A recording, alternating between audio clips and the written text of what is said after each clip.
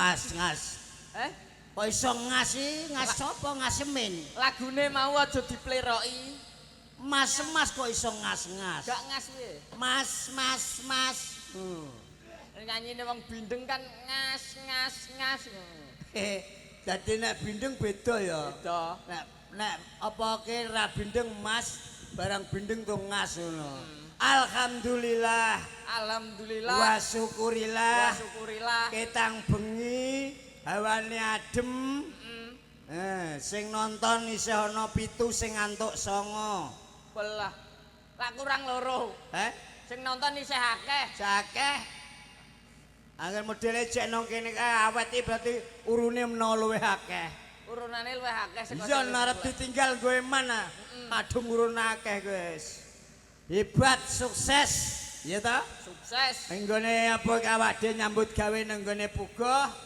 Sekaligus temu kangen mergo wis pirang-pirang suwi gak sowan rene.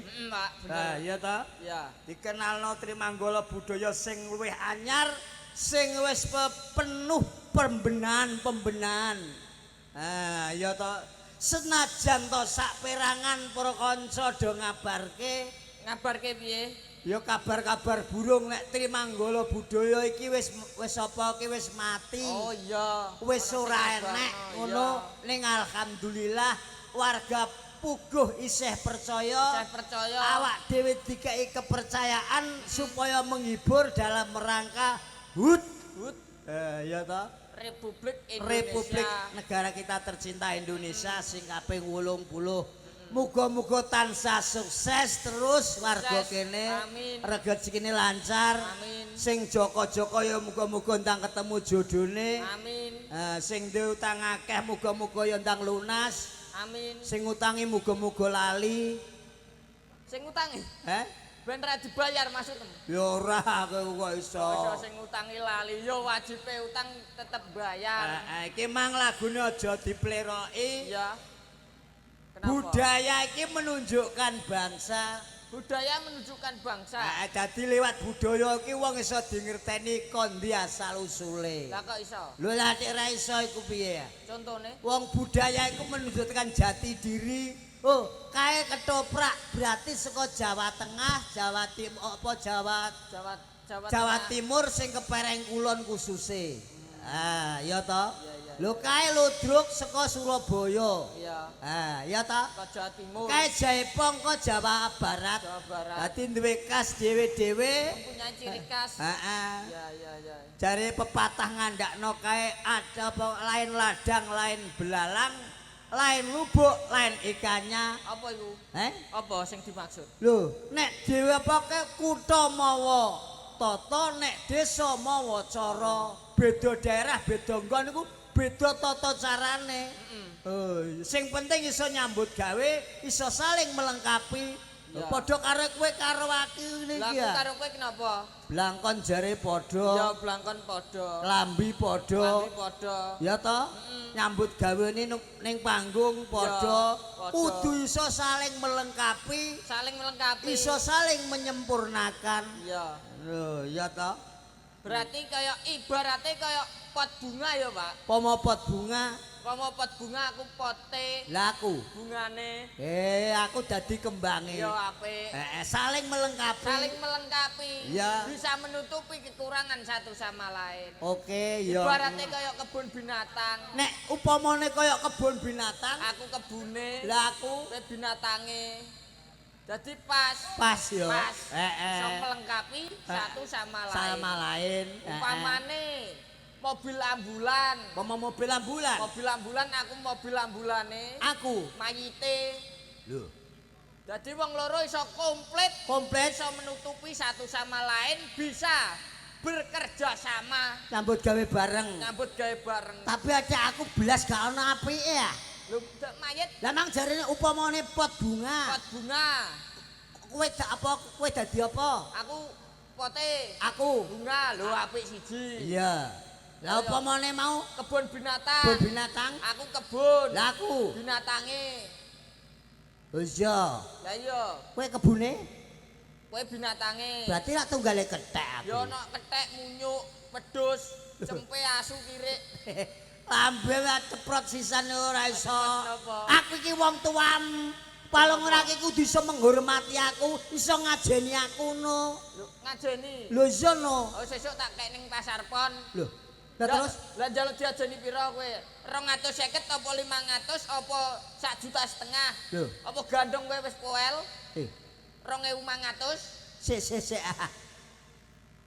Maksude diajeni iki kok ora terus mbok ajeni karo kaya tuku sapi tuku wedhus ngono ora. Ora ngajeni. Maksude iki kowe kudu paling ora iso Apa? mikul dhuwur mendem jero karo aku. Mikul dhuwur pendem jero urip-uripan ya. Lho, lah kok berarti engko tekan omah kowe tak mikul ning kerondo terus bar ku tak emplungno ning jero lemah. urip-uripan ngono. Ya. Tas waduk bledos ku. Apa junjung dhuwur mendem jero. Mikul dhuwur mendem jero ki maksude mikul dhuwur iso ngunggahke iso njunjung derajate wong tuwa. Lho, iki jenenge mikul dhuwur. Mendem jero ki iso nyimpen, iso nutupi wada-wadene wong tuwa. Wada-wadene wong tuwa. Iso membawa harum nama baik keluarga. Ya sesuk gampang. Lah kok gampang? Karek semproti parfum darah harum. Wah bocah kok iso omongan kok ora genah blas. Iki ra Jawa blas e jebule. Ra Jawa piye? Wong Jawa ra Jawa iki. Maksudnya nama harum kok ora terus mbok semprot minyak wangi ngono ora. ora. Kudu harus bisa mengharumkan nama baik keluarga. Tegese iki omong karo kowe suwe-suwe kok angel ah. Angel ora usah digarap ah. Angel kok mau garap. Maksudnya iki omong karo kowe iki kok iso repot ngono Repot yo repot. titip. Lho buah piye? Lah repot. Ana becek ngono iso titip kok iso. Lah repot yo titip ah. Angel jare ora usah digarap. Iya. Nek repot Ora yo repot. ngene lho, maksudnya ngajak omong kowe iki suwe-suwe kok mumet. Mumet yo ngombe obat. Lah iku nak mumete wong apa ki lara. Lah iki mumet mergo mikir ngejak omong karo kowe kok iso malah mbok kon ngombe Lah obat. jare mumet. Wong bocah dikandani, aku asline ku ndek anak kowe jane rada getun. Lho kok getun Tak gawa nang gone puguh kene iki masam gak isin piye mbek anak kowe iku. Lho isin piye lho? Lah nek ra isin gene yo. Jajal lah. Napa? Kae dulur-dulurem tak sekolahno pinter-pinter iso do nyambut gawe ning adoh. Paling ora wong tua bangga, pendak bodo mesti iso kirim dhuwit. Teko mesti kumpul keluarga atine seneng iso diceritakno. Iya. Lho ta dulurem pira jajal? Dulurku papat. Papat. Lah iya. Do iso sekolah iso nyambut gawe pinter apa adoh-adoh. Barang kowe tak sekolahno wis ora tek pinter. Lho. Terus kowe ra bangga nduane aku. Bangga apa sekolahno goblok kok bangga? Kudune kowe bangga met kemet. Lho, lah kok iso bangga piye Pak Lek? Kok Pak Lek iki? Lah kok yo jangkar karo aku? Maksudnya duwe anak aku kudune bangga, kowe luweh kudu ora bangga duwe anak pinter-pinter. Lho, sik. Lho kok Iki raketang ijek sithik isih ana sing ngrungokno warga Pugo lho. Ya. Lah wong duwe anak pinter kok ora bangga. Iki Lho piye? bangga ning endi? Ning ndi? Lho, lah mau sekolahno pinter, lulus sekolah iso nyambut gawe. Lah iki wong tua mesti bangga. Bangga piye? Lah Apa sekolah pinter nyambut gawe ning ndi? iso nang gone Solo. Ning Solo. Ana sing nang Madiun. Ning Madiun. Lah iya. Lah bangga kowe. Ya bangga no. Lah anak ngono kok ya mau bangga ning bab endi? Lah nak anak kaya kowe goblok ngene iki. Goblok ngene iki ya malah kudune kowe bersyukur, kudune luwih bangga. Sebabe? Lho sebabe. Heeh. Lah nek apa dulurku sekolah pinter lunga adoh, ora tau muleh. Iya. Sing keloro ya lunga adoh ora tau muleh. Iya. Lah nek kowe duwe anak aku goblok Iya. ning omah terus gaweane karo kowe, Iya. lah kowe mongko iki umurmu wis tuwek. Ya Iya. Wis tuwek lah kowe nek kolesterol, darah tinggi, asam urat, darah rendah. Lho, sik ah. Iki aku iki rumah sakit apa-apa? Lah wong penyakit tok nglumpuk ning aku kabeh kok kolesterol, darah tinggi, asam urat. Lah wis tuwa. Lho ya lah terus piye? Lah yo lah nek kowe lara sing ngopeni sapa nek ra aku? Apa sing lunga ning adoh ning Solo? Ora mungkin. Ora ya. Ora mungkin. Berarti ndak ndek anak goblok nang omah iku bangga ya. Bangga makane. Kudune bersyukur ya. Bersyukur warga Pugo. Warga Pugo. Kudune nek duwe anak gobloke setunggal mawon mboten napa-napa, Bu. Wah, iki wong kocok padune ra iso pinter goblok dhewe iku. Lah wong di anak kok malah kon goblokno salah sitok iku. Teori menjadi orang tua. Kenyataan ngono ya. Iya. Dadine iku eling masa depan ngono ya. Masa depan. Dadi nek goblok ngono mah iso ngopeni wong tuwa ngono. Tapi nek tak rasakno ya bener kok. Lah ya bener. Rai bener kok. Ning ya iku lho. Kenapa? Ndablekem sing tak gumedhingi. Ndablek ora apa-apa. Model mah donya mbok walik. Walik piye? Nek bengi ngluyur nek awan turu lan donya mbok walik. Lho aku iku kan tunggale lawa. Lah menungso kok tunggale lawa. Aku ana srengenge wedi kok. Wedi. Seha. Padune wong senengane wong lha wong menungso kok padakno lawa. Lho nek bengi kan mesti akeh hiburan. Heeh. Contone Iya. iso nyanyi, kowe wis turu. Dadi kowe gak ngerti aku lah apa. Sampluk ndiasen pisan ora. Ada kaya lawa tak takoki perkara kewan lho. Roh Kewan kowe. apa yo ngerti ya? Tenan? Tenan. Pitik pakanane apa? Pitik pakanane yo iku beras. Beras. Nek wedhus. Wedhus pakanane rambanan kaya ana dong planding, suket. Lah nek sapi? Sapi yo padha ae suket, Ah, kebon, iya, kucing. damen. Kucing. Kucing yo pakanane yo pindang, Kleru. greh. Salah. Lho kok salah iki? Kucing iku pakanane lontong. Lho kucing yo pakanane umume yo greh pindang ah. Seneni guru TK kowe. Kucing kok lontong iki? Kucing iku pakane lontong. Lah kok iso? Kok nek mbok pakani greh, mbok pakani apa ke pindang, seneni guru TK. Lho kok iso iki? Ate ora iso. Lah kae delok bu guru TK. Kucing keutelu kabeh lemu-lemu, sing siji abang, sing loro klawu, meyong-meyong tak pakani lontong. Lho, berarti kucing iku pakanane lontong. Kucing pakanane lontong. Pakanane lontong. Meong-meong tak pakani pindang.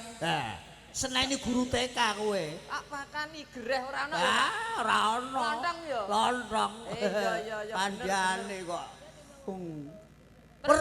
Weruh kewan tenan. Kewan. Kewan apa sing ngombene susu? Kewan sing ngombene susu. Heeh. Lho. Apa cah? Apa? Kewan apa sing ngombene susu? Sapi. Kleru. Mangane sego. Wedhus. Kucing. Salah. Nagosari. Lho Nagosari iki apa? Naga. Kewan kok Nagosari ku. Kewan apa sing ngombene susu? Mangane sego. Semut. Ora iso. Lho semut kan mangan susu. Kleru. Lah kok kleru? Kewan apa sing mangane susu? Sing ngombene susu? Walang karo kupu-kupu. Lah kok walang karo kupu? Lho iya ngono. Plok ame-ame belalang kupu-kupu. Siang makan nasi kalau malam mimik susu. Lho ya to. Kandhani kok iso. Pasam. Aku kalah karo Lho aku. potongam. Bales apa? Lho. Aku gung untuk materi Dik.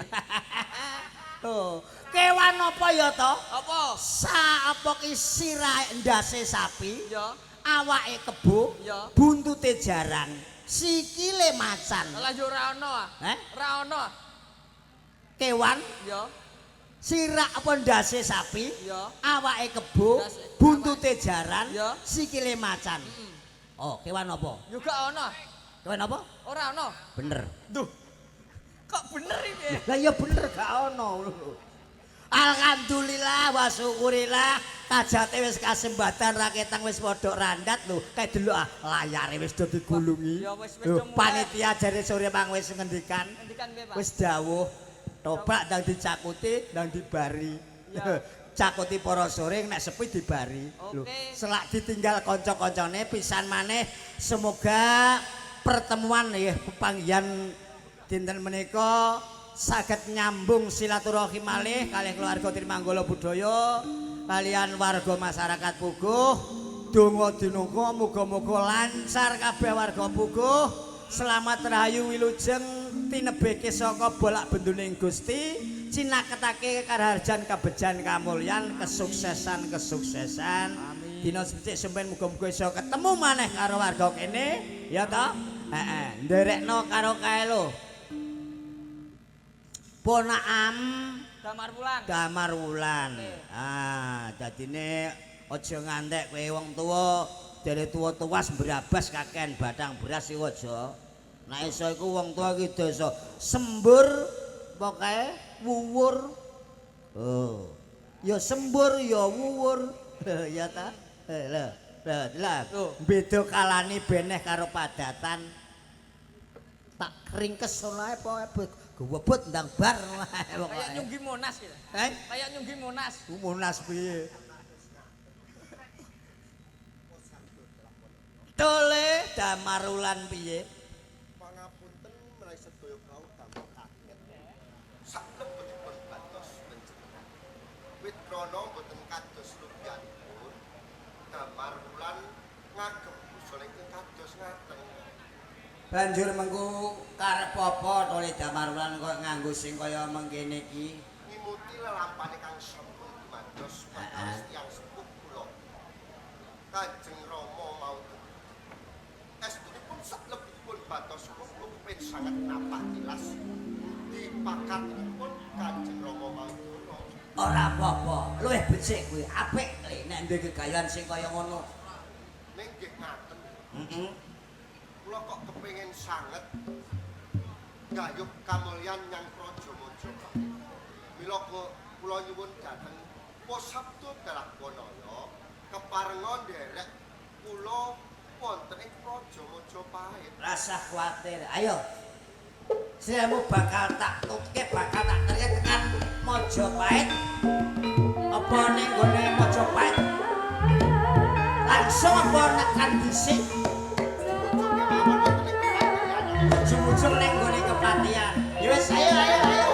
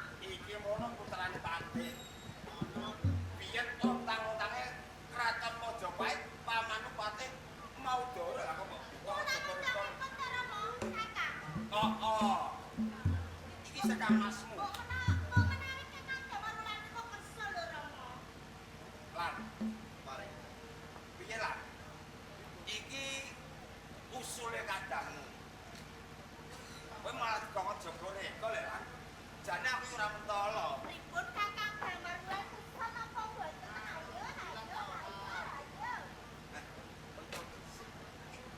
Aku Kula aja sono Kakang. Sedele kok di anyul-anyul ning gone kepala daerah. Kula kinten wonten ing kene kok mboten wonten niku. meh mirip cahaya. Mboten dados napa Kakang? Ora dadi koyo Nek kandhang pripun? aku sanggup. Kakang. Waduh Rama. Mboten dados napa. Kowe gelem? Lah sak gampang. Yen to kowe gelem welengku. Sapa wae sing mlebu nek dalem kepatihan Majapahit. Yen to ora nggo tapak asmane pate lho gender aja dikeparengke le. Kak sok sinten iki mawon. Sapa wae. Sedhi Rama.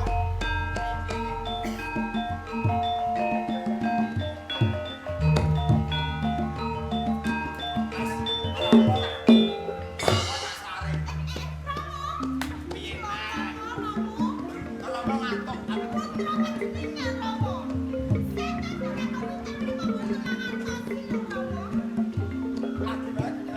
Waduh, iya ya.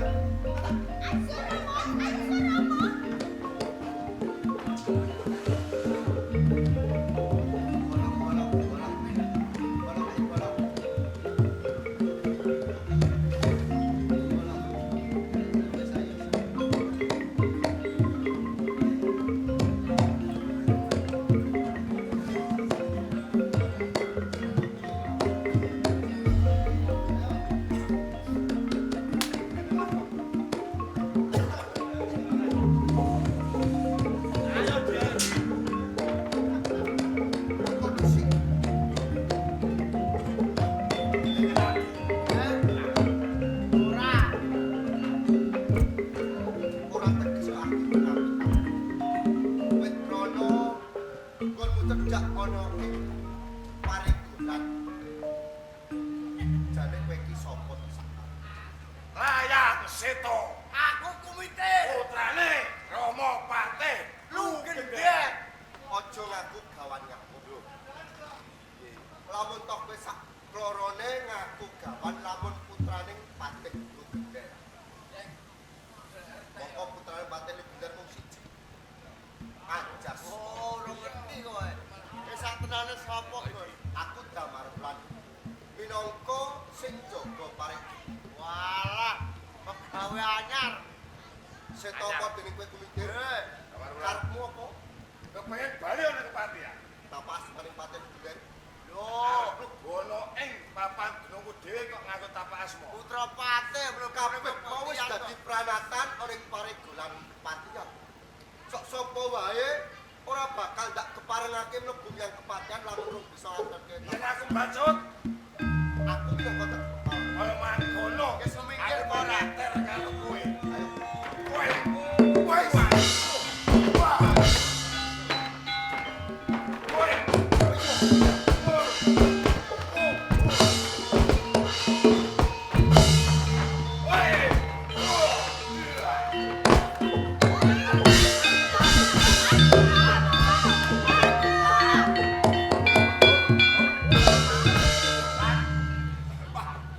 Mateni coro ya, Lan. Mateni coro kita, Pak. Kok iso mateni coro iki piye? Mateni coro, Mo. Iki anakku ya kan kok idek-idek. Putrane jenengan. Iya, anakku iso mbok idek-idek piye lah. Jalaran pun sampun lepat, Pak. Lupute ganti lah. Minangkani dateng pemilihipun panjenengan. Oh. Bilih sok sinten kemawon badhe mlebet nyang kepatihan. Oh. Kedah ngatonke tapak asmaning Patih Lunggendek. Lah ngaten to. Iya. Bener. Lah ki ambek mboten saged ngatonke tapak. Lho, sing lupa sapa? Ya kowe to. Kok saged? Ya kowe ra nggawa tapak asma. Kula sinten? KTP Saben dina kamangka kepatihan iki bolak-balik. nek saben-saben bali nek kepatihan nganggo tapak asma. Raimu tak, raimu ra ketok le. Kok kula menika sinten putrane? Gusti Patih Lunggendek. Iya. Ajeng mlebet mawon Iya. kangge tapak asma. Baik. Lur. Yo ya kudu Iya lan.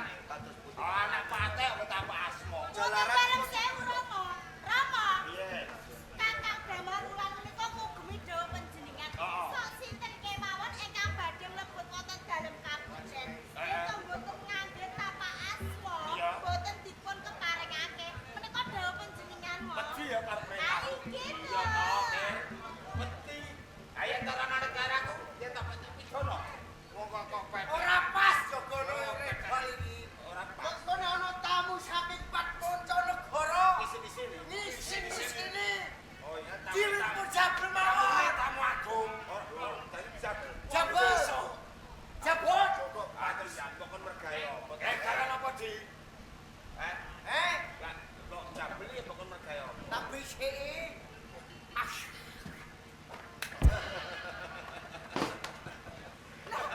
Jenengan iki lho, Mo. Pripun? Kering. Lah kok keri? Lah nek kene sos-sos. Kae ora sebakno. Ngereti agak iku kelek. Ngereti jaran. Oh, iki sekadamu lho. Ora apa-apa. Karek gelem ora. Ora gelem yo wis. Aku ora mentolo le, nek kono dhewe. Nek kono dhewe. Wes tak pasane kowe mosok bodoh. Ket dadi tukang karek gelem ora. Nek aku wis sakit. Mergae ngrumoti jaran iki ora gampang. Sing kok karep. Ana Kak. Kabeh sepisan jalan ojo nganti lemu. Kabeh pindho jalan ojo nganti kuru. Kudu sing bener. Lah nek lemu Lemu ora kan mlayu. lamun tok puru. Kuru mate. Saukono jaran mati siji ijole bulumu. Kaya ngono. Tak sagui seto